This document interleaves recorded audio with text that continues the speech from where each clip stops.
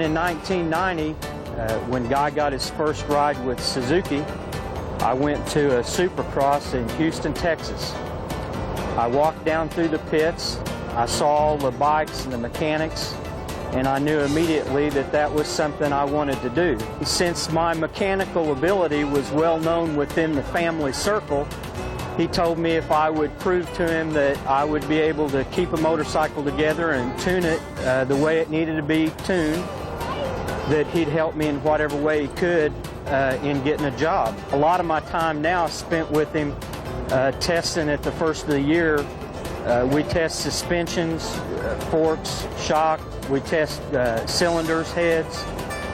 We do whatever we need to do to get the bike tuned the way he wants it to run and handle the way he wants to handle.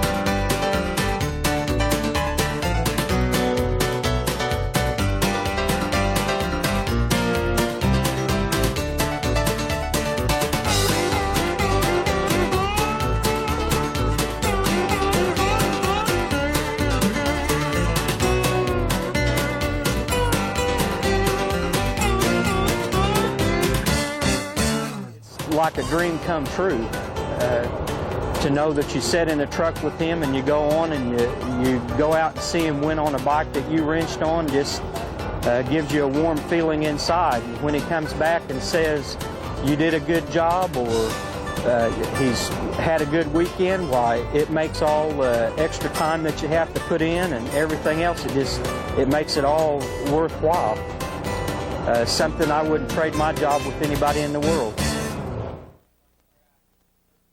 I think on the track, personally myself, you'd want to watch Cooper because he would jump some stuff that normally some riders never thought about doing, and once he did it, everybody had to do it. And I know when you were on the track, you always had to watch out for him, jumping over your head or do something crazy. He was known as a wild rider, but it was just unfortunate he never won a Supercross in his career, and I think he deserved to win one, but he was definitely a big threat outdoors. He just ran a different class than I did, and I was kind of glad he did.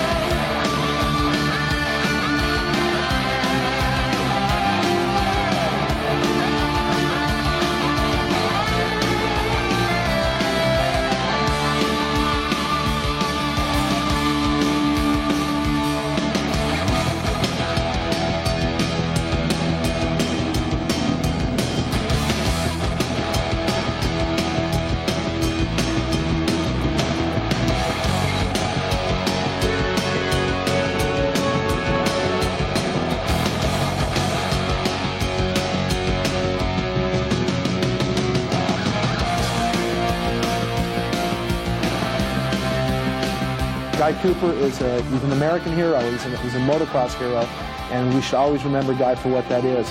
I'll tell you this, sitting at this desk as announcing all the Supercrosses and Nationals, Cooper still can go out there and run in the top 10. He's proven that time after time.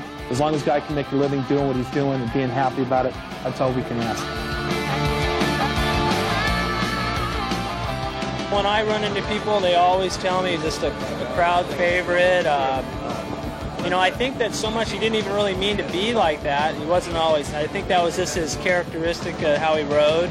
He gave the people what they wanted to see, and I think that's very special, and that's how it would be remembered.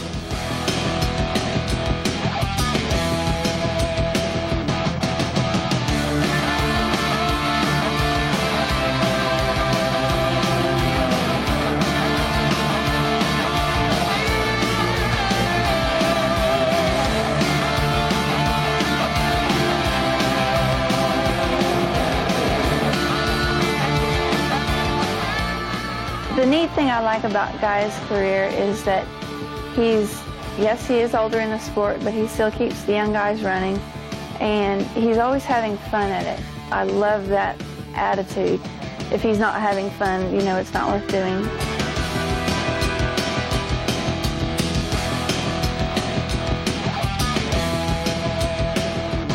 I always have the safety factor in the back of my mind. I want him to go fast and win because he always feels good when he does good. But there's always that, oh, what if he gets hurt? And sometimes he does push it to the edge. The fans are always behind him. They're always, oh, he's okay, he's all right. And they try to calm me down as I'm trying to make it through the race.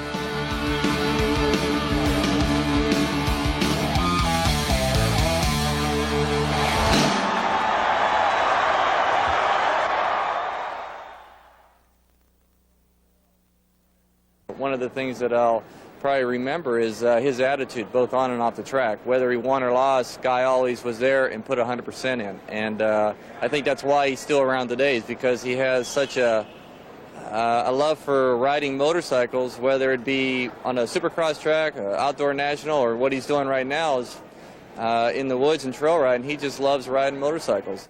He's a real asset to the sport. I mean, anyone can go up to Guy and talk to Guy, and you know that he's down to earth. He'll be your friend, you know, and he'll talk to anybody. And just watching Guy ride, he gives everything he's got, you know, 100% every time he's out there.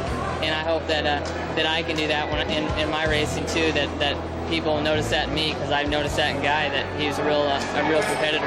I love motocross and supercross, but there's more to motorcycling than just big triples and doubles. There's the trials, and there's go-karts, and there's a lot of things that I enjoy.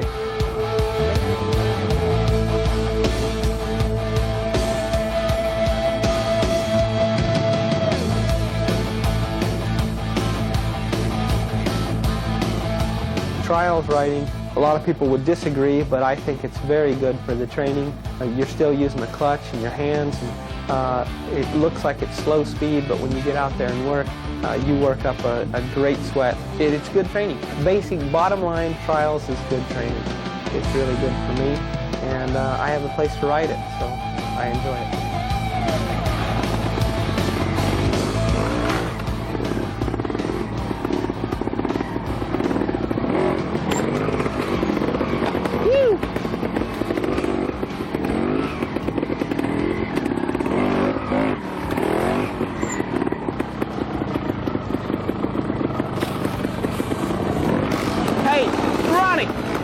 Put both feet on the pegs, weight it, it'll climb right over it.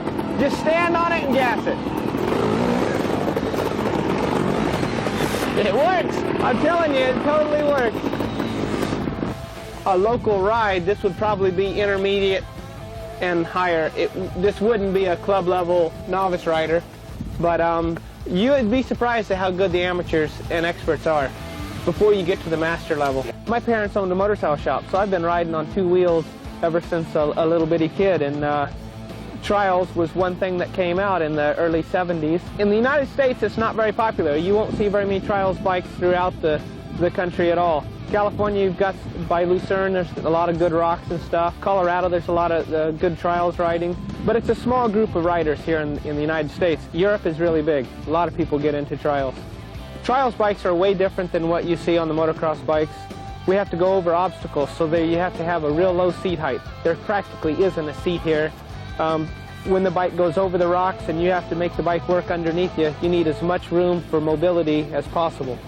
Observed trials is set up in a section, and it's normally ranging from 100 to 200 feet long. It can vary. And you have an observer who watches you to make sure you're being honest about it. And the ticket is to go from the beginning to the ending without dabbing a foot. Here's the entrance. If this was a meet where you would actually compete on, it would have an entrance and it'd tell you what section you're on. So when your front axle goes through these two trees, that's the start of the section. Your ride has begun. A clean is if you make it through from the beginning to the ending without putting your foot down, without going over your ribbon, and without breaking the ribbon. Trials to me is really good for the balance. You're always clutching, you're throttling. It's different things than a motocross bike, but it's really good for the balance and coordination. When you get bored of doing a 70-foot triple for the 1,300th time that day, then you can come out here and play on some rocks.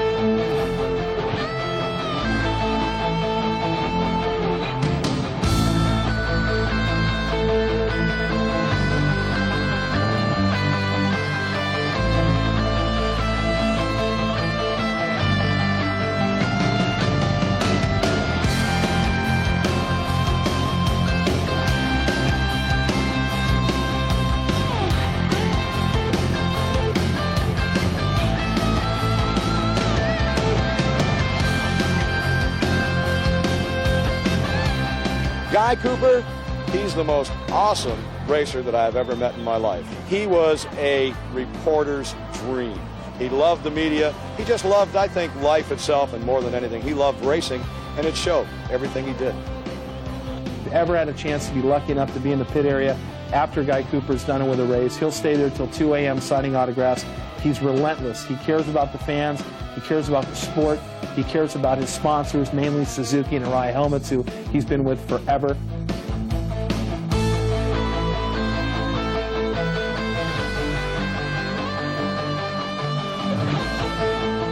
I grew up here in Stillwater, Oklahoma. Every time I've gone to a race, if I'm gone more than a week or two, I'm definitely homesick. I'm ready to come back home. Stillwater, Oklahoma is what I call home.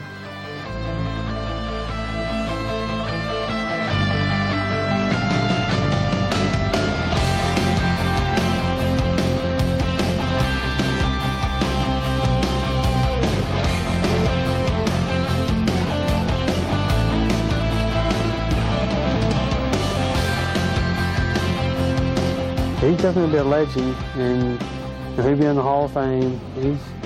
He's been an incredible asset to the sport of motocross. He's an exceptional athlete. He's just a real down-to-earth person.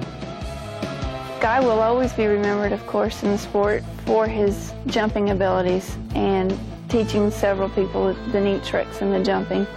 He will also be remembered in the sport for, as long as anyone will ever remember, for always being a good, fair player. And I like how we have such an open relationship, as we can discuss anything, and we have a very special relationship, and I treasure that very much. I hope people remember me as the same way that I rode on the track and off the track. A little eccentric, but I had fun with it, and I pulled some moves that could have got me hurt. But they were right along with mainstream of my living. You know, sometimes on the edge, and a good Oklahoma kid that didn't mean any harm, had a lot of fun.